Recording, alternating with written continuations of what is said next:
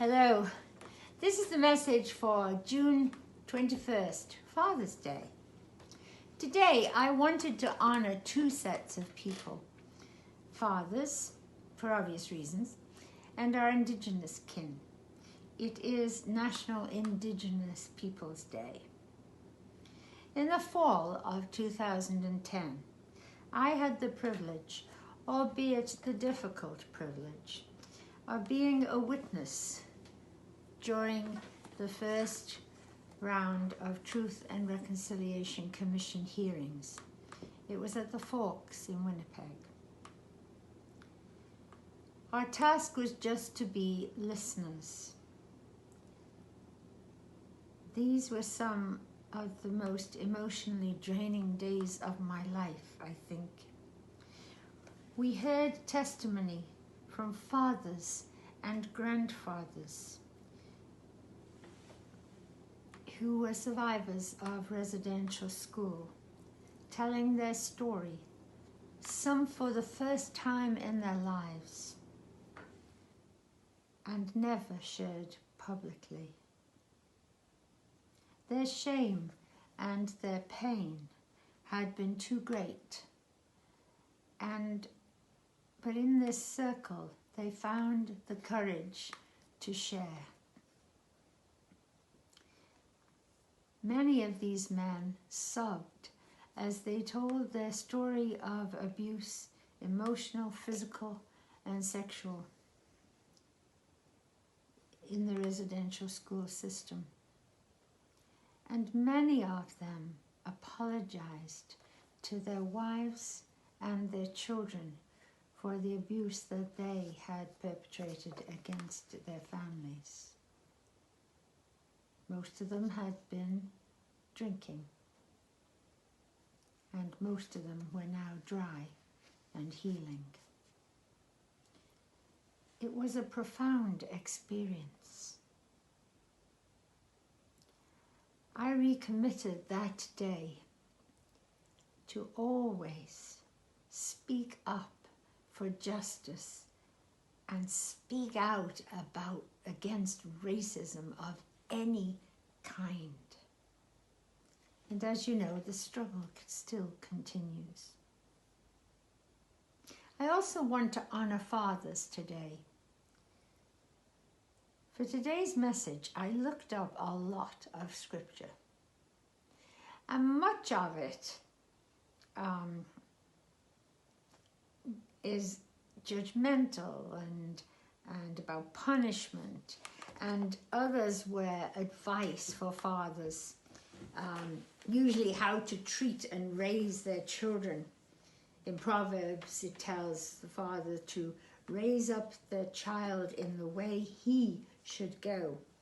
And in Ephesians, it says, "And fathers, do not provoke your children to anger, but bring them up in the discipline and nurture instruction of the Lord." So don't provoke your children to anger. There are several father-child stories throughout the scriptures. So for your homework this week, maybe you could look up how many stories you can find about fathers and children. I really like the stories in the Christian scriptures, especially the ones of fathers coming to ask Jesus for healing for their children. The centurion and the temple leader whose daughter was lying dying. Tender stories of fairly powerful men seeking out this controversial itinerant preacher named Jesus, who was stirring up a lot of unrest and anxiety in the extremely powerful Roman and church temple leaders, and in whose service both of these men were employed. Then, of course, the story that Laurie read for us, the story of the prodigal son. It's a compelling story of a father's unconditional love for his child. Faith is wrapped up in a huge serving of God's love. And that love is displayed in the parable of the broken-hearted father and his wayward son. The Father's love, like God's, never gives up. This really is an incredible story, because this elderly man would have had to go to great lengths to accommodate his son's request. Obeying Levitical laws about inheritance would have really been complicated. The father in the scripture, of course, doesn't have the luxury of having a lawyer that he can call who would arrange it all for him. There's no long distance phone calls being made or credit cards set up or debit cards for the son.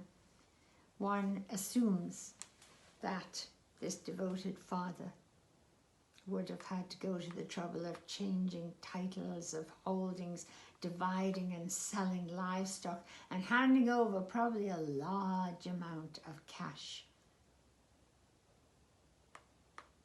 Jesus tells us in the story, he somehow acquires the boy's inheritance and hands it over. Now, the word inheritance means receiving something after a death of a family member, of a loved one, in the form of a bequest. Now, some people are lucky enough to receive an inheritance from a distant family member or somebody known to them. I think I told you my inheritance story. I received a call many, many years ago from a British law firm saying that we had been left a sum of money in a will of a distant relative that we could hardly remember. I immediately planned a trip around the world and, of course, a new wardrobe, and I ordered my Morgan sports car, which I've always loved and never will own one, and only to receive a few months later the sum of, I think, once the legal fees and the conversion to Canadian dollars was complete, I think it was enough to take our 3 children to the Lockport A&W, during which my little son, my tender, sweet son, was terrified by this huge root bear who was prancing around the parking lot.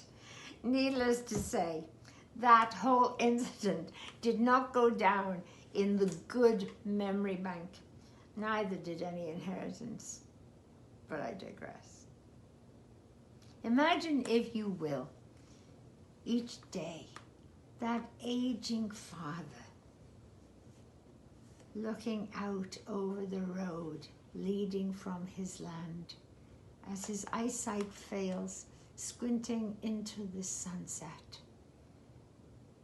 hoping one day to see his boy come down the road that took him away in the first place.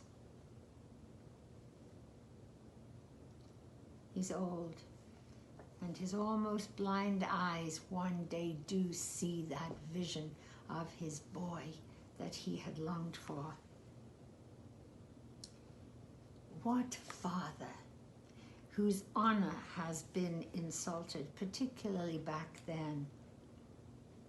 There was so much about this story that was dishonorable and shameful. What father would break up the ancestral lands to give his lazy, spoiled boy a massive cash inheritance? What do you think Jesus is trying to tell us? It's a little different from the scriptures in the Old Testament that talk about sparing the rod and spoiling the child, isn't it? There is this lovely little book, and whether you can see it, it's called The Return of the Prodigal by Henry Nouwen. And it's based on the beautiful painting by Rembrandt of the prodigal's return. Nouwen became, I will loan this if anybody wants to read it. It's a short book and good read. Nouwen became fascinated with Rembrandt's painting, which is a huge, I think it's 8 by 6 feet, the painting. It's a masterpiece. And Nouwen has some really wonderful insights into the artist's interpretation and into the heart of God that he sees in the Father.